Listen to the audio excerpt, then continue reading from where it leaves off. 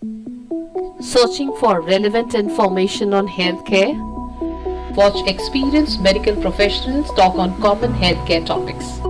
Stay informed, stay healthy, stay tuned to MediCircle.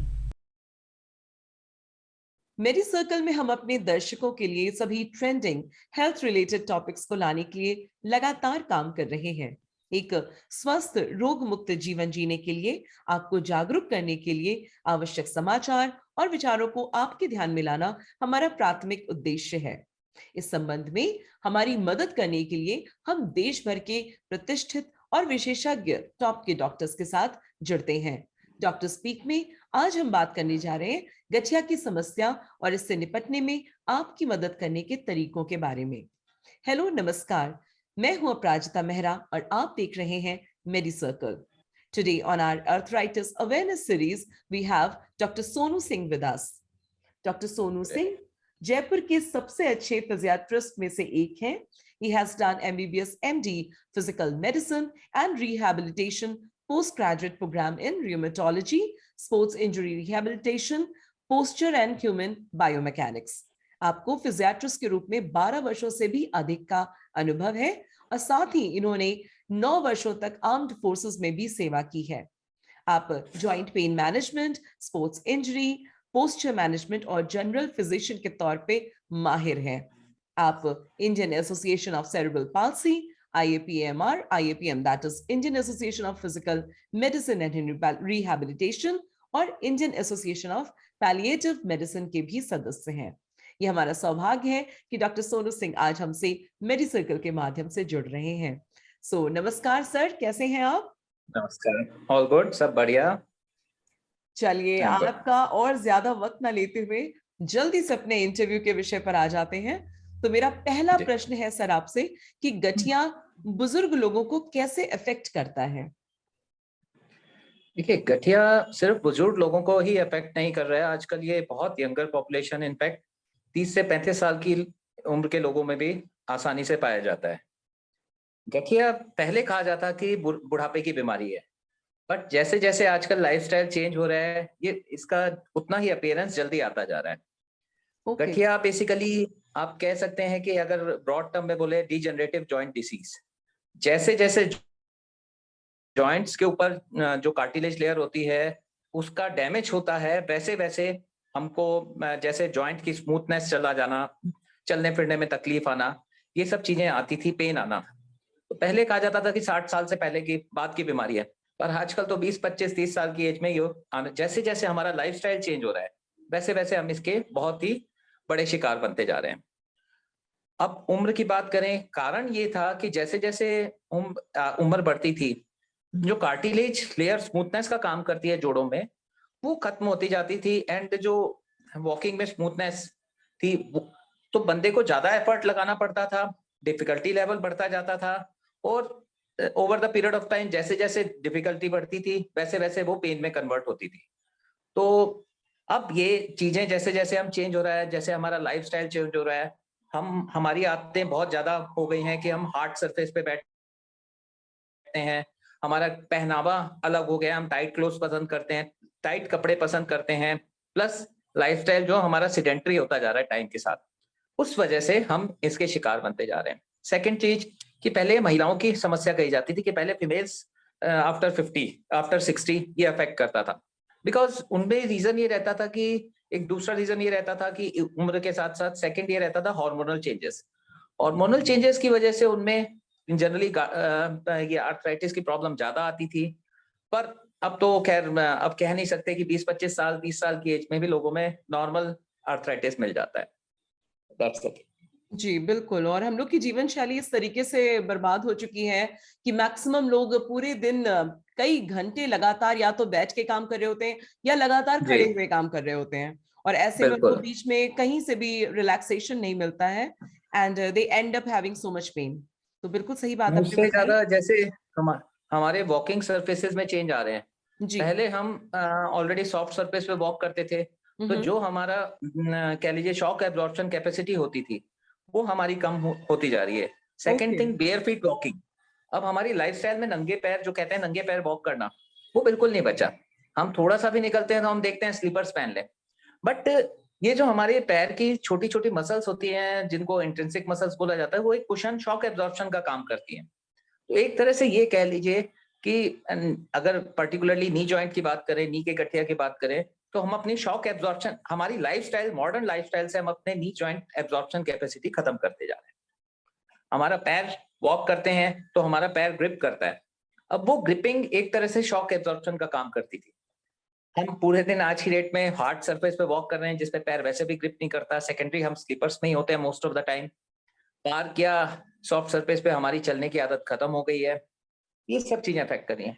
पहले के जमाने में ये होता था कि लोग थोड़े जो मोटे होते थे, ओबीज होते थे, या किसी बीमारी, उनमें गठिया ज्यादा अफेक्ट करता था। बट आजकल तो ये आप कह लीजिए दुबले पतले किसी में भी कभी भी अटैक करता है। सर, गठिया क्या व्यक्ति को थका देती है बहुत? देखिए, किसी भी तरह का पेन, अब गठिया ही नहीं बोलूंगा मैं, नी जॉइंट ही नहीं बोलूंगा, अगर किसी को सर्वाइकल का पेन भी है तो वो बंदे को एग्जॉस्ट कर देता है। उसका रीजन ये होता है कि किसी भी तरह के पेन को दबाने के लिए बॉडी अंदर जो एंडोजिनस सब्सटेंस निकालती है, जिनको मतलब ये बोलते हैं पेन कंट्रोलिंग सब्सटेंसेस, जो बॉडी खुद निकालती है। पेन एक तरह का सेंसेशन होता है जो हमको बताता है कि हमारे अंदर कुछ गड़बड़ चल रही है। सबसे पहले बॉडी कंट्रोल ट्राई करती है कि वो उसको अंदर के अंदर कंट्रोल कर ले, बट जब वो उसकी कह लीजिए कि बाहर निकल जाता है, अपने कंट्रोल से बाहर निकल जाता है, तब हम पेन फील शुरू करते हैं। और उस पेन को दबाने के लिए बॉडी अंदर कुछ तरह के स्टेरॉइड सब्सटेंस निकालती है जो ग्लूकोकॉर्टिकॉइड्स कहे जाते हैं। वो बेसिकली ये सब कह लीजिए कि थकाना, दूसरी कई तरह की बीमारियां पैदा करना, या over the period of time osteoporosis, osteopenia, इस तरह की सारी समस्याएं, या sugar imbalance, lipid profile abnormalities, metabolic disorder जिनको आजकल कहा जाता है, वो सब चीजें प्रेसिपिटेट करता है। तो जैसे जैसे मसल पेन एक तरह से एक कह लीजिए कि सेंसेशन भेजता है दिमाग में, और बॉडी ट्राई करती है कि हम उस पार्ट का मूवमेंट रोक दें, इनवॉलंटरीली ट्राई करती है, क्योंकि उसका ये एफर्ट होता है कि हम पेन फील ना करें। तो पेन को कंट्रोल करने के लिए बॉडी मूवमेंट रोकती है, जिसको हम थकान की तरह परसीव करते हैं। ये ओके सर, बहुत ही क्लैरिटी आपने दी है इस विषय में। हम लोग को पहली बार सही तरीके से समझ में आ रहा है कि ये किस तरीके से आपस में इंटरकनेक्टेड थे। सर, क्या गठिया स्प्रेड होता है, फैलता है?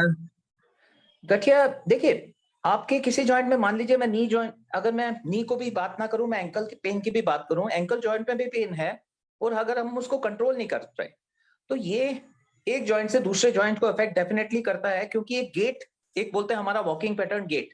What is gait? Gait is ideal pattern of walking, pattern of walking. एक इंडिविजुअल का, हर इंडिविजुअल का एक पर्टिकुलर वॉकिंग पैटर्न होता है जी। बट कई लोगों में आपने देखा होगा कि एक तरफ लंगड़ा के, झुक के चलना, तो ये एक दिन में नहीं होता। पहले उनके किसी एक जॉइंट में पेन हुआ होगा, जो स्प्रेड आउट करते हुए उन्होंने नी को, उन्होंने प्रॉपर मैनेजमेंट नहीं हो पाया किसी कारण से, या ट्रीटमेंट नहीं लिया, उसने उनके हिप जॉइंट, नी को अफेक्ट किया, फिर हिप को किया, फिर बैक में किया। इस तरह एक सीक्वेंस बन जाती है कि एक जॉइंट दूसरे जॉइंट को खत्म कर, बिकॉज अल्टीमेटली शॉक एब्जॉर्प्शन तो जॉइंट्स को ही करना है। तो शॉक एब्जॉर्प्शन करने के लिए उनमें ओवर स्ट्रेस पड़ता है, ओवर स्ट्रेस की वजह से उनमें डैमेज होना शुरू हो जाता है। तो ये एक तरह से कह सकते हैं कि एक जॉइंट दूसरे जॉइंट को प्रोवोक करता है खराब होने के लिए, ये चीज रहती है इसका। जी, प्रेशर बदलता जाता है हर गांठ पर, हर उस पे जोड़ पर। जी सर, क्या गठिया को रिवर्स किया जा सकता है? मतलब क्या कोई इससे पूरी तरीके से ठीक हो सकता है? देखिए, एक गठिया ठीक होना अलग चीज होती है, एक है कि प्रॉब्लम को कैसे रोका जाए। आप कार्टिलेज जो डैमेज हो चुका है, हम उसको दोबारा नहीं बना सकते, बट मूवमेंट पैटर्न हम डेफिनेटली इंप्रूव कर सकते हैं।